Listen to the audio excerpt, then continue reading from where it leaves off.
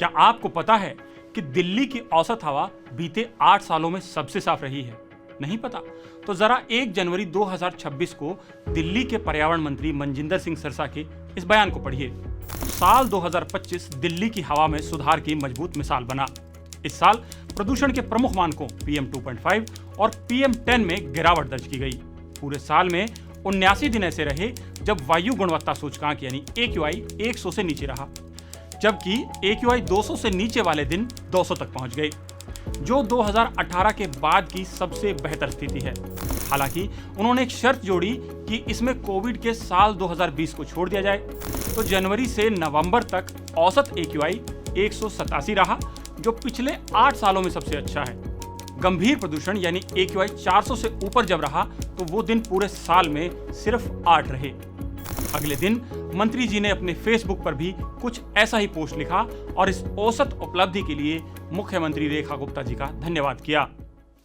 IQ जो हमारा AIQ है उसको हम AQI, IQ जो हमारा AIQ है। खैर, आपका IQ क्या कहता है?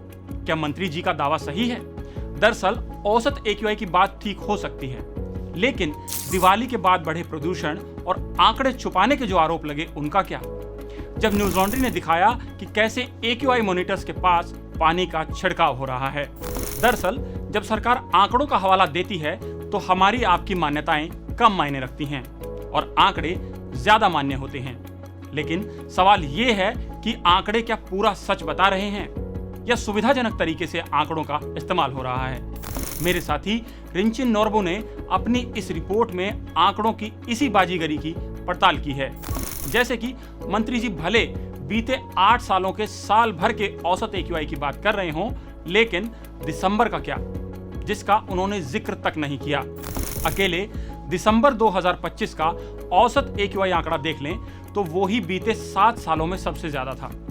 दिसंबर 2025 में 22 दिनों तक AQI 300 से ज्यादा रहा और 5 दिन तो ये आंकड़ा 400 पार कर गया। अब की बार इतना ही नहीं, मंत्री जी साल भर में गंभीर प्रदूषण वाले जिन 8 दिनों की बात कर रहे हैं वो भी नवंबर दिसंबर से ही आते हैं।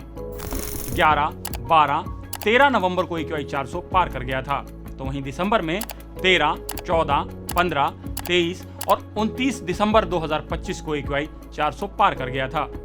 तो क्या वजह है कि जब दिसंबर में न पराली जल रही थी न दिवाली मन रही थी, तब AQI साल भर के रिकॉर्ड तोड़ रहा था? Centre for science and environment की एग्जीक्यूटिव डायरेक्टर अनुमिता रॉय चौधरी इसका जवाब देती हैं। लेकिन वो जवाब जानने के लिए आपको मेरे साथी रिंचिन की ये रिपोर्ट पढ़नी होगी। वैसे भी दिल्ली की हवा मौसम से नहीं, नीतियों और उनके लागू होने से साफ होगी। और जब तक सिस्टम नहीं बदलेगा, कागजों पर हवा भले सुधरती रहे, लेकिन सांस लेना मुश्किल ही रहेगा। हमारा हवा का हक कैंपेन भी इसी सोच के साथ आगे बढ़ रहा है, जहां हम साफ हवा के लिए जिम्मेदार लोगों और सिस्टम से सवाल करते हैं। आप भी हमारे कैंपेन से जुड़कर साफ हवा के हक की आवाज बुलंद कीजिए और न्यूज लॉन्ड्री को सब्सक्राइब कर लीजिए। पत्रकारिता का नासूर बन चुके विज्ञापन के मॉडल को खारिज करके खबरों की इस दुनिया को बदलिए, ताकि पत्रकारिता आपके लिए जवाबदेह बने। newslaundry.com/subscription पर क्लिक कीजिए और अपने मन मुताबिक पेमेंट का विकल्प चुनिए, क्योंकि हमारे सब्सक्राइबर्स का नारा है, मेरे खर्च पर आजाद हैं खबरें।